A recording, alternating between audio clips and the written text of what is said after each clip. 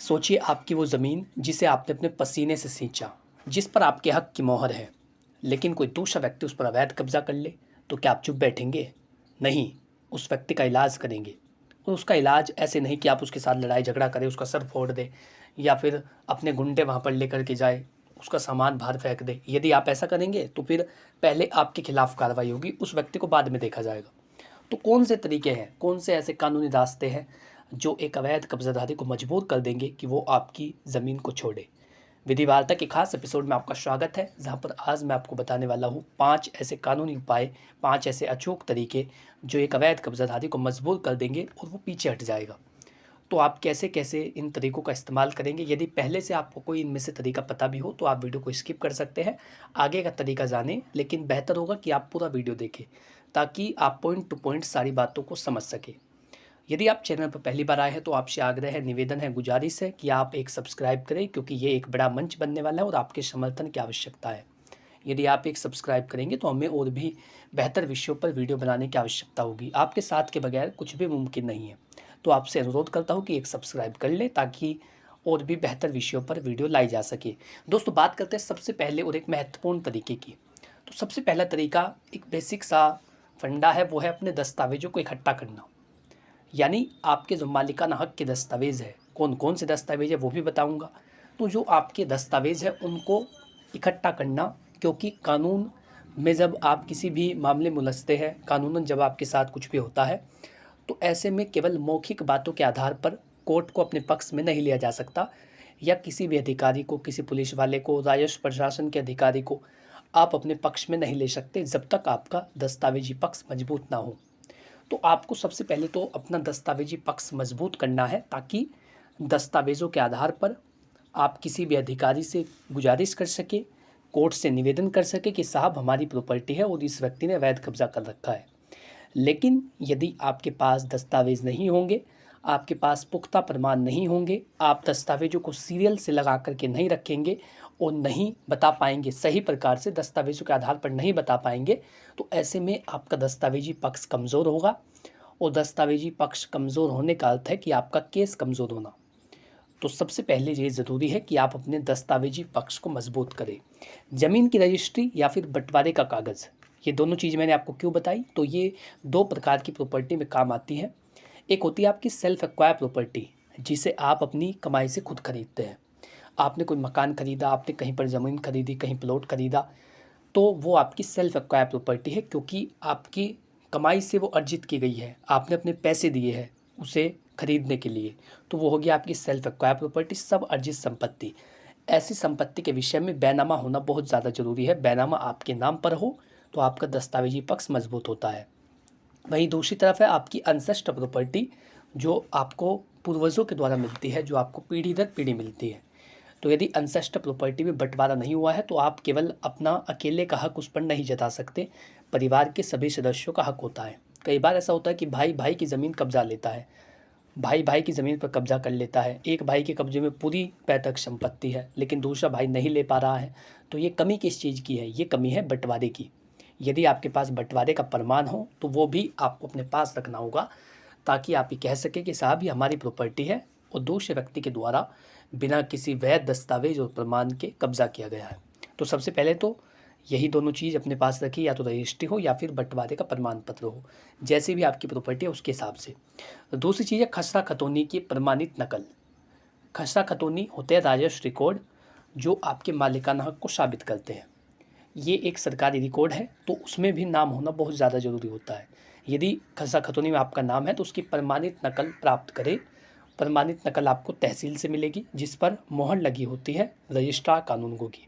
वो नकल आपको ले लेनी है और अपने पास रखनी है संभाल कर। दूसरी चीज़ है उसका नक्शा। जिस संपत्ति पर कब्जा किया गया है, यदि उसका नक्शा हो तो और भी ज़्यादा बेहतर तरीके से पूरा मामला समझा जा सकता है, तो नक्शा भी अपने पास रखिए। इसी के साथ कुछ ऐसे प्रमाण जो आपके कब्ज़े को प्रमाणित करेंगे और जो ये बताएंगे कि पहले वो संपत्ति आपके कब्ज़े में थी। तो उसके लिए आप बिजली का बिल दिखा सकते हैं, हाउस टैक्स की रसीदें दिखा सकते हैं, जो ऐसा माना जाता है कि वो संपत्ति आपके कब्ज़े में थी। तो ये दोनों चीज़ें भी आप अपने पास रख सकते हैं। तो ये कुछ दस्तावेज़ हैं जिनको संभाल करके रखिए, ताकि भविष्य में काम आ सके।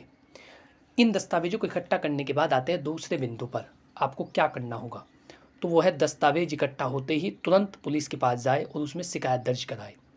अब कई सारे लोग ऐसा सवाल करेंगे, वो कहेंगे, कमेंट लिखेंगे कि साहब पुलिस तो कार्रवाई नहीं करती। तो मैं मानता हूँ कि पुलिस वाले अवैध कब्जे के मामले में या किसी भी प्रॉपर्टी डिस्प्यूट में सीधा हस्तक्षेप नहीं करते, लेकिन बहुत कुछ कर सकते हैं। देखिए, उनके अधिकार क्षेत्र में ये नहीं आता कि वो प्रॉपर्टी से संबंधित मामलों में सीधा हस्तक्षेप करें, लेकिन यदि अवैध कब्जा किया जा रहा हो, ज़बरदस्ती कब्जा किया जा रहा हो, मारपीट करके कब्जा किया जा रहा हो, तो पुलिस वाले तुरंत एक्शन ले सकते हैं, तुरंत उस व्यक्ति को वहाँ से हटा सकते हैं। ये चीज़ें आपको समझने की आवश्यकता है। यदि केवल प्रॉपर्टी डिस्प्यूट है, यदि आप ये कहें कि साहब ये मेरा प्लॉट है, दूसरा व्यक्ति भी ये कहे कि मेरा प्लॉट है, और आप ये ना दिखा सके कि इसने ज़बरदस्ती मुझसे छीना है, तो पुलिस वाला कुछ नहीं करेगा। वो लिख देगा कि मामला आपका सिविल कोर्ट से संबंधित है, फिर आपको सिविल कोर्ट में जाना होगा। लेकिन यदि आप ये कहें कि इसने अभी अभी कब्जा किया है, मेरी संपत्ति को हड़प लिया है, इसके संबंध में ये प्रमाण है, आसपास के लोग हैं जिन्होंने ऐसा होते हुए देखा है, तो ऐसे में तुरंत एक्शन लिया जाएगा और उस व्यक्ति को वहाँ से बाहर निकाल दिया जाएगा। तो ये चीज़ें हैं। आप यदि पुलिस की मदद लेना चाहते हैं, तुरंत कब्जाधारी के विरोध में FIR दर्ज कराएं। यदि ऐसा हो कि पुलिस वाले ये भी कह रहे हैं कि मामला सिविल कोर्ट से संबंधित है, तब भी आप उनसे ये निवेदन करें कि साहब इसमें FIR दर्ज की जाए, क्योंकि दूसरे पक्ष ने मेरे अधिकारों का उल्लंघन किया है और क्राइम किया है। एक क्रिमिनल ऑफेंस है किसी की संपत्ति पर ज़बरदस्ती कब्जा करना। तो यदि उसने ऐसा किया हो, उसके संबंध में कोई प्रूफ हो, तो तुरंत उसके खिलाफ FIR दर्ज कराए। जैसे ही क्रिमिनल चार्जेस लगेंगे, जैसे ही FIR दर्ज होगी, उस व्यक्ति की बुद्धि खुद ही ठीक हो जाती है। तो FIR दर्ज कराना बहुत ही बेहतर विकल्प हो सकता है। FIR दर्ज कराने का निवेदन करें। उसके लिए बेहतर ड्राफ्टिंग आपको करानी होगी। बेहतर ड्राफ्टिंग के लिए आप नज़दीक किसी वकील से मिलिए और उनसे बातचीत कीजिए कि किस प्रकार से साहब ड्राफ्टिंग कराई जा सकती है। आप चाहे यदि कुछ मदद लेना चाहें तो स्क्रीन पर दिए गए नंबर पर व्हाट्सअप कर सकते हैं यदि आप कुछ पूछना चाहते हैं। दोस्तों, SHO यदि शिकायत ना ले या उस पर कोई कार्रवाई ना करे तो SP साहब से मिले। यदि थानाध्यक्ष के द्वारा कोई कार्रवाई नहीं की जाती या वो तुरंत आपके मामले में हस्तक्षेप नहीं कर रहे हैं, ये जानते हुए कि कब्जा ज़बरदस्ती किया गया है, यदि वो कोई भी हस्तक्षेप नहीं कर रहे हैं या आपको कुछ बता नहीं रहे हैं, तो ऐसे में आपको सुपरिंटेंडेंट ऑफ पुलिस के पास जाना होगा, SP साहब के पास जाना होगा। आप उनसे मिलेंगे और सारी बात उन्हें बताएंगे। चाहे तो डाक के माध्यम से एक पत्र भेज सकते हैं या फिर व्यक्तिगत रूप से जाकर के भी मिल सकते हैं और उन्हें अपनी सारी समस्या बताएं और उसी थानाध्यक्ष को आदेश कराएं कि आपके मामले में जल्दी से जल्दी कार्रवाई करें। लेकिन ये सब चीज़ें जब होगी, जब आप अवेयर होंगे, जब आपको जानकारी होगी कि कैसे क्या करना है। तो यदि थानाध्यक्ष के द्वारा कार्रवाई नहीं की जाती तो जो पुलिस अधीक्षक है उनके पास जाए, उनसे मिले, उनको प्रार्थना पत्र दें, ड्राफ्टिंग बेहतर तरीके से कराई, ये ले जा कर के आप उन्हें देंगे। और चाहे तो CM पोर्टल पर भी शिकायत दर्ज करा सकते हैं। यदि वहाँ से भी आपकी कोई सुनवाई नहीं होती या आप उनके पास गए, वहाँ से आदेश नहीं हुआ, तब भी कार्रवाई नहीं होती है, तो एक ऐसा तरीका बचता है जिस पर कार्रवाई की ही जाएगी। वो तरीका है CM पोर्टल पर शिकायत दर्ज कराना।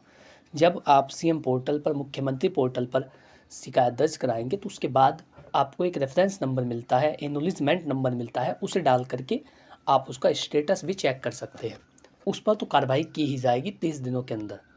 तो ये भी एक बेहतर तरीका है कि आप अवैध कब्जे के मामले में CM पोर्टल पर शिकायत दर्ज करा सकते हैं यदि मामला ज़बरदस्ती से संबंधित हो, मारपीट से संबंधित हो। FIR की कॉपी यदि FIR दर्ज हो जाती है तो वो कोर्ट में बहुत काम आती है।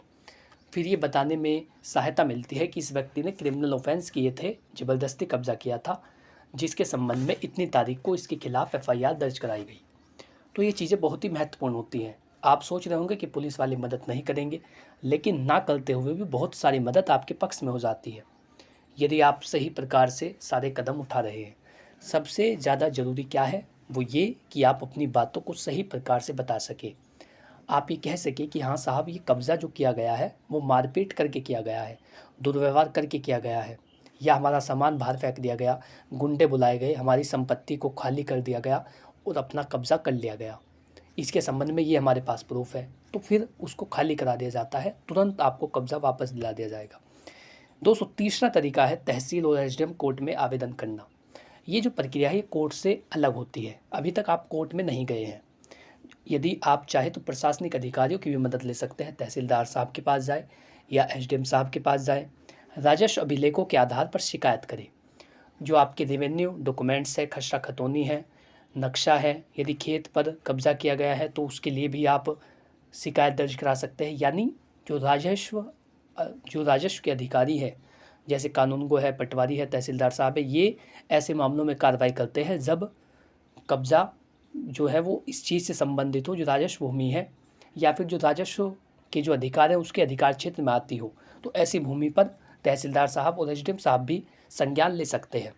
तो राजस्व अभिलेखों के आधार पर आपको शिकायत दर्ज करानी है, पटवारी से मौके की रिपोर्ट बनवानी है, किस प्रकार से कब्जा किया गया है, किस किस व्यक्ति का कब्जा है, ये सारी जो रिपोर्ट है वो पटवारी बना सकता है राजस्व निरीक्षक की मदद से। तो ये भी बहुत काम आती है। कब्जे की स्थिति की जांच कर एसडीएम रिपोर्ट मंगवाते हैं। जब आप एसडीएम साहब के पास शिकायत दर्ज कराएंगे कि इस स्थान पर अवैध कब्जा किया गया है या फिर संपत्ति पर हमारा नाम है, हमारे नाम से प्रॉपर्टी दर्ज है लेकिन कब्जा किसी और ने कर लिया है, तो ऐसे में उनको आदेश किया जाएगा, जो पटवारी है या राजस्व निरीक्षक है वो जाकर के मौके की जांच करेंगे और उसके बाद एक रिपोर्ट देंगे। यदि रिपोर्ट में अवैध कब्जा पाया गया तो एसडीएम साहब उसे हटाने का आदेश दे सकते हैं और आपको आपकी संपत्ति वापस मिल सकती है बिना सालों के चक्कर काटे, बिना कोर्ट कचहरी में सालों तक चक्कर काटे आप अपनी संपत्ति को वापस ले सकते हैं। तो एक तो ये तरीका होता है। अब आता है कोर्ट का ऑप्शन, सिविल कोर्ट में वाद दायर करना। यानी अभी तक आपने केवल प्रशासनिक अधिकारियों की मदद लेने का पूरा प्रयास किया है। पहले आपने दस्तावेज इकट्ठा करे, फिर आप पुलिस वालों के पास गए, फिर आप राजस्व अधिकारियों के पास गए, आप एसडीएम साहब के पास गए, तहसीलदार साहब के पास गए। उसके बाद क्या ऑप्शन बचते हैं? उसके बाद आपको सिविल कोर्ट में जाना होता है यदि यहाँ से कोई कार्रवाई नहीं की जाती, या ये लोग ही कह देते हैं कि मामला सिविल कोर्ट से संबंधित है। क्योंकि संपत्ति से संबंधित जो डिस्प्यूट है, यदि कानून का उल्लंघन ना हो या ज़बरदस्ती ना किया जाए तो इनको अधिकार नहीं होता, ये सिविल कोर्ट में जाने के लिए लिख देते हैं। तो आपको सिविल कोर्ट में जाकर के वाद योजित करना होगा। वो वाद किस प्रकार का होगा? तो हो सकता है सूट फॉर पोजीशन, यानी कब्ज़ा वापस पाने के लिए। अगर पुलिस या एसडीएम कब्ज़ा ना दिलाए तो सिविल कोर्ट में जाना सबसे प्रभावी कदम होता है और यही अंतिम उपाय बचता है। सूट फॉर पोजीशन दायर करें। सूट फॉर पोजीशन क्या है कि आप कब्ज़ा लेने के लिए एक वाद दायर कर रहे हैं। उसमें आपको ये बताना होता है कि संपत्ति जो अभिलेख है, जो रिकॉर्ड्स है, उनमें आपके नाम पर है और दूसरे व्यक्ति ने बिना किसी अधिकार के कब्ज़ा कर लिया है, उसके पास कोई भी वैध दस्तावेज नहीं है, लेकिन वो अपनी जो है वो दादागिरी दिखा रहा है और बिना मतलब के हमारी संपत्ति को अपने कब्ज़े में ले रहा है। जो सूट फॉर पोजीशन का दावा है उसके लिए आपको एक बेहतर वकील की आवश्यकता होती है। एक बेहतर वकील को कीजिए जो उसकी बेहतर तरीके से ड्राफ्टिंग करा सके। जब उसकी ड्राफ्टिंग बेहतर तरीके से होगी तो आप ये कह पाएंगे कि हाँ, हमारी संपत्ति है और किसी और ने अवैध कब्जा किया है। सूट फॉर पोजीशन में सभी महत्वपूर्ण दस्तावेजों को लगाना, खसरा खतौनी, जमाबंदी, नक्शा और जो मौके की जो सबूत है वो लगाने और आपके कब्ज़े के प्रमाण, ये सब चीज़ें आपको लगानी होती है। इसके आधार पर आप कोर्ट से ये आदेश चाहते हैं कि एक ऐसा आदेश दिया जाए जिससे अवैध कब्ज़ाधारी वहाँ से हटे। तो एक तो ये केस होता है कि आप सूट फॉर पोजीशन का दावा कर सकते हैं कब्ज़ा वापस पाने के लिए। वहीं यदि वे जो कब्ज़ाधारी है वो ये कहे कि संपत्ति मेरी है, कई मामलों में तो ऐसा होता है कि वो ये कहता है कि प्रॉपर्टी मेरी है, तो इसके संबंध में आप डिक्लेरेशन सूट फाइल कर सकते हैं, घोषणात्मक वाद। घोषणात्मक वाद के आधार पर आप कोर्ट से ये निवेदन करेंगे कि ये घोषणा की जाए कि संपत्ति हमारी है क्योंकि हमारे पास ये दस्तावेज़ है, पहले हमारा कब्ज़ा था, अब नहीं है क्योंकि इस व्यक्ति ने छीन लिया। लेकिन घोषणात्मक वाद आपको दायर करने के लिए ये पूरे प्रमाण देने होंगे कि संपत्ति आपकी थी और इसके संबंध में ये दस्तावेज आपके पास है। जब आप दिखाएंगे कि बैनामा आपके पास है, खसरा खतौनी में आपका नाम है, दाखिल खारिज आपके नाम से हुआ है, तो ऐसे में जो डिक्लेरेशन सूट का जो फैसला है, जो उसका जजमेंट है, वो आपके फेवर में होगा। और जब डिक्लेरेशन सूट का फैसला हो जाए, जब वो फाइनल हो जाए, उसी के आधार पर आप फिर सूट फॉर पोजीशन फाइल कर सकते हैं। सूट फॉर पोजीशन फाइल करके कब्ज़ा वापस लिया जा सकता है। तो ये तो कानूनी तरीका होता है सिविल कोर्ट में वाद दायर करने का। इसी के साथ ऐसी भी स्थितियाँ हो सकती है कि आप तो केस दायर करने में लगे हैं, उसी दौरान वो आपकी संपत्ति का मिसयूज कर रहा है, दुरुपयोग कर रहा है या उसको नुकसान पहुंचा रहा है, तो उसके लिए भी एक स्थिति होती है कि आप कोर्ट से स्टे ऑर्डर लें। यदि आप कोर्ट से स्टे ऑर्डर ले लेते हैं, अस्थायी आदेश आप ले सकते हैं, तो ऐसे में उस व्यक्ति को कुछ भी करने से रोक दिया जाता है। वो किसी भी प्रकार का निर्माण नहीं कर सकता और यदि संपत्ति को नुकसान होने की संभावना हो तो ऐसे में कब्जे पर भी रोक लगा दी जाती है। तो स्टे ऑर्डर भी आप ले सकते हैं। ये भी बहुत ज़्यादा प्रभावी होता है आपकी संपत्ति की सुरक्षा को सुनिश्चित करने के लिए। तो ये कुछ तरीके हैं जिसके आधार पर आप अपनी संपत्ति पर वापस कब्जा पा सकते हैं।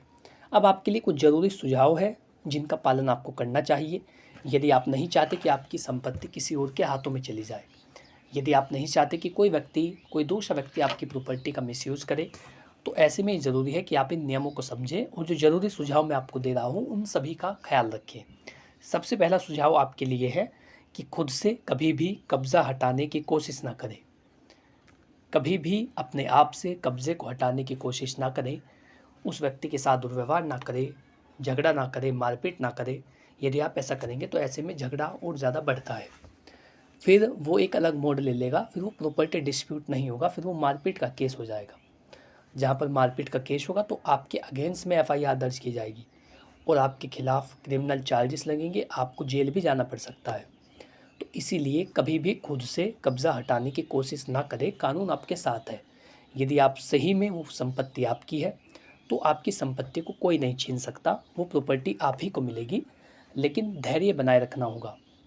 यदि आप खुद से कार्रवाई करेंगे, खुद से आप कब्ज़ा हटाने के प्रयास करेंगे, खुद से आप उसका सामान बाहर फेंकेंगे, खुद से आप अपने गुंडे लेकर के जाएंगे उसको वहाँ से हटाने के लिए, और ऐसे में यदि उसके पास एक भी सबूत ऐसा आ गया कि आपने कब्ज़ा हटाने का प्रयास किया या फिर उससे कब्ज़ा छीनने का प्रयास किया, उसके साथ मारपीट की, तो ऐसे में उल्टा आपके अगेंस्ट में केस पड़ सकता है और फिर आपको सालों तक कोर्ट कचहरी के चक्कर काटने पड़ सकते हैं। मामला बहुत ही ज़्यादा उलझ सकता है, पेचीदा हो सकता है। तो इसीलिए कभी भी खुद से कब्ज़ा हटाने की कोशिश ना करें। दूसरी चीज़ है, सभी शिकायतें लिखित रूप में दर्ज कराएं।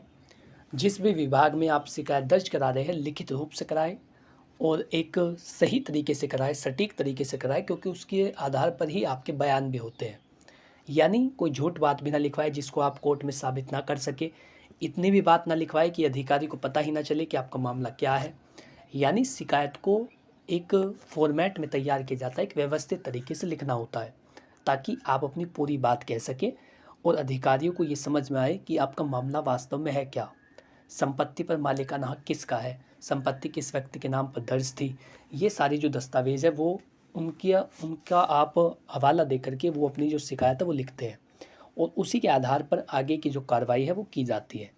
तो सभी शिकायतें आपकी लिखित में हो और जहाँ भी आप शिकायत दर्ज करा रहे हैं किसी भी विभाग में, उसका रिकॉर्ड अपने पास संभाल करके रखें और दस्तावेजों के साथ शिकायत दर्ज कराएं।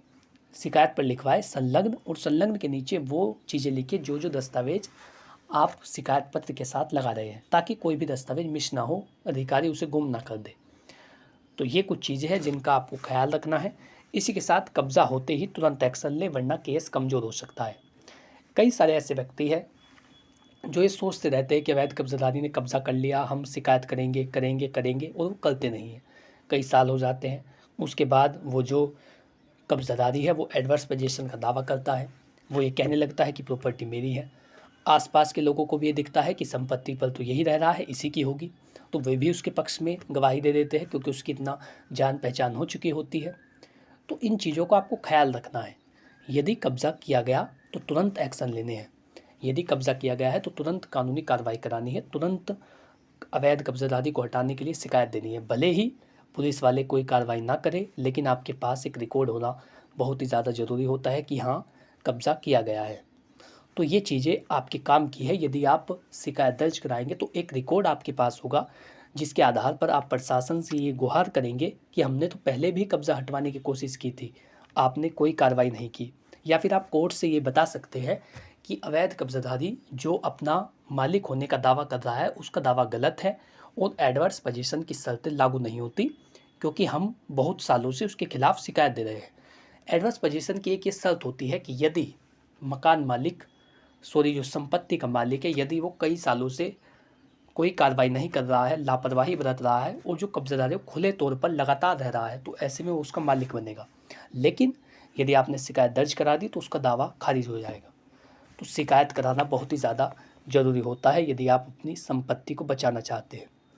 इसी के साथ फर्जी रजिस्ट्री या दस्तावेज मिले तो अलग से रजिस्ट्री को कैंसिल कराने का मुकदमा करें।